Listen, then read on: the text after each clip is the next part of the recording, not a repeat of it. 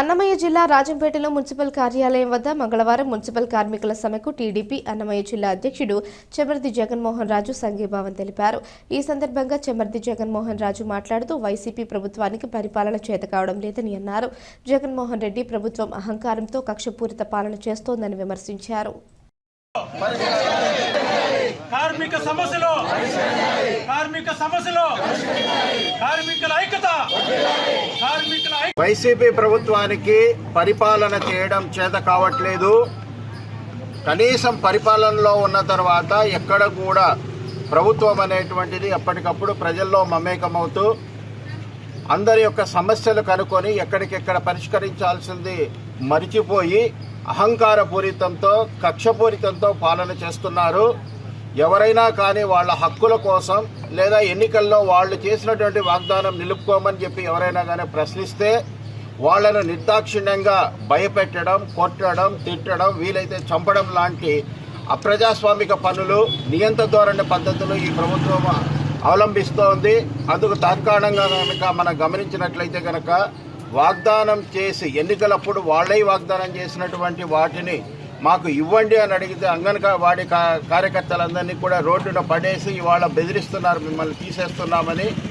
అలాగే ఎవరైతే రోజైతే పని చేయరో, ఎవరైతే కనుక ఎవరి కరుణా కటాక్షాల మీద ఈ ప్రజల యొక్క ఆరోగ్యం ఆధారపడి ఉందో, ఈ దేశానికి ఎంతో ముఖ్యమైనటువంటి ఈ పారిశుద్ధ్య కార్మికులు, వీళ్ళ యొక్క పరిష్కారం అనేటటువంటిది యుద్ధ ప్రాతిపదికన చేయాలి. వీళ్ళే లేకపోతే కనుక ప్రజల ఆరోగ్యం లేదు, ఇవాళ రాష్ట్రం బాగుపడదు.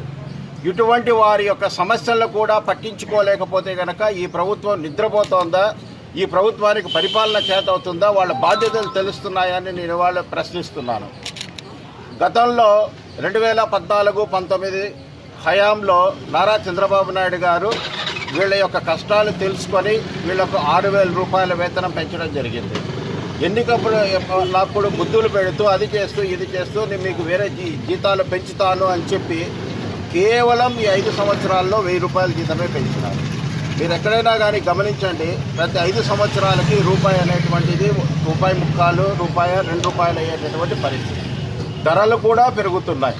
అటువంటి ఈ కాలానికి అనుగుణంగా పాపం పారిశుద్ధ్య కార్మికులు వీళ్ళ ఆరోగ్యాలను పణంగా పెట్టి ప్రజల ఆరోగ్యాన్ని కాపాడేటటువంటి వీళ్ళ కుటుంబ పోషణ కోసం, మాకు పెరిగినటువంటి నిత్యావసర వస్తువుల కోసం మా జీతాలు పెంచండి అని న్యాయబద్ధంగా కోరిన వెంటనే వీళ్లకు పరిష్కారం చేయాల్సింది పోయి 8వ రోజు ఇవాళ వీళ్ళందరూ కూడా రోడ్డున పడి ఈరోజు మాకు జీతాలు పెంచండి, మా జీవితం దుర్బలం అవుతుంది అని చెప్పి అడుగుతూ ఉంటే కనుక ఈరోజు దున్నపోతు మీద వర్షం పడినట్లుగా కనీసం చెల్లించడంలా ఎవరు కూడా రావడం లేదు.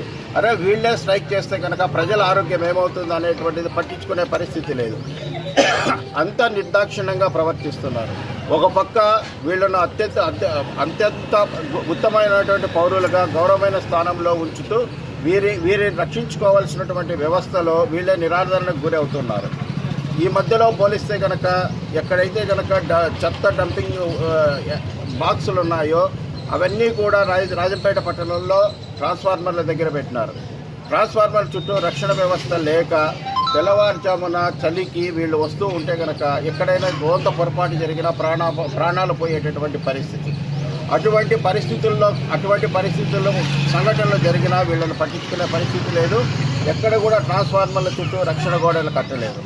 తర్వాత వీళ్ళు నిత్యము పారిశుద్ధ్యంతో పోయేటప్పుడు వీళ్ళ రక్షణ కోసం గ్లౌజులు, తర్వాత శానిటేషన్, కాస్మెటిక్స్ లాంటివి ఇవ్వాల్సినటువంటి పరిస్థితి ఉంది.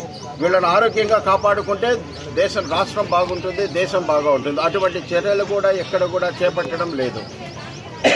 ఆఖరికి ఈ ప్రభుత్వానికి చేత కాకుండా భారతదేశ చరిత్రలో ఎప్పుడూ ఎరగనట్లుగా చెత్త పన్ను వేస్తున్నారు. చెత్త పన్ను వేసిన తర్వాత వచ్చే నిధుల నుంచైనా కానీ కనీసం వీళ్ళ యొక్క బాగోగులు కనుక చూస్తే కనుక వీళ్ళు బాగుంటే కనుక దేశం బాగుంటుంది, రాష్ట్రం యొక్క ఆరోగ్యం బాగుపడుతుంది, రాష్ట్రం యొక్క అభివృద్ధి చెందుతుంది. కాబట్టి అభివృద్ధిలో వీళ్ళు కీలకమైనటువంటి భాగస్వామ్యం. కాబట్టి మేము వెంటనే డిమాండ్ చేస్తున్నాం, వీళ్ళ న్యాయమైనటువంటి సమస్యలన్నింటినీ కూడా వెంటనే పరిష్కరించండి, వీళ్ళకు అత్యంత ప్రాధాన్యత ఇవ్వండి. వాళ్ళు లేకపోతే కనుక ఈ రాష్ట్రం బాగా ఉండదు. ఇప్పటికే రాజంపేట పట్టణంలో కనుక గమనించినట్లయితే 8 రోజులుగా చెత్తాచెదారం పేరుకుపోయింది. అసలే చలికాలం, దోమలు ఉంటున్నాయి. ఈ వాతావరణానికి సమకూరి చాలామంది అనారోగ్యాల పాలయ్యేటటువంటి పరిస్థితి ఉంది. కాబట్టి అత్యంత ప్రాధాన్యమైనటువంటి విషయంగా ఈ ప్రభుత్వం తీసుకుని వెంటనే వీళ్ళ సమస్యలను పరిష్కరించండి. లేదంటే 4 నెలల్లో తెలుగుదేశం ప్రభుత్వం వస్తుంది. మేము మా అధినాయకులతో, జిల్లా అధ్యక్షుడిగా మా నాయకులతో వీళ్ళ సమస్యలను తీసుకెళ్ళి న్యాయమైనటువంటి వీళ్ళ యొక్క సమస్యలన్నీ కూడా మేము పరిష్కరించే విధంగా వీళ్ళకు స్పష్టమైన హామీ ఇవ్వడం జరుగుతుందని తెలుగుదేశం పార్టీ తరఫున మేము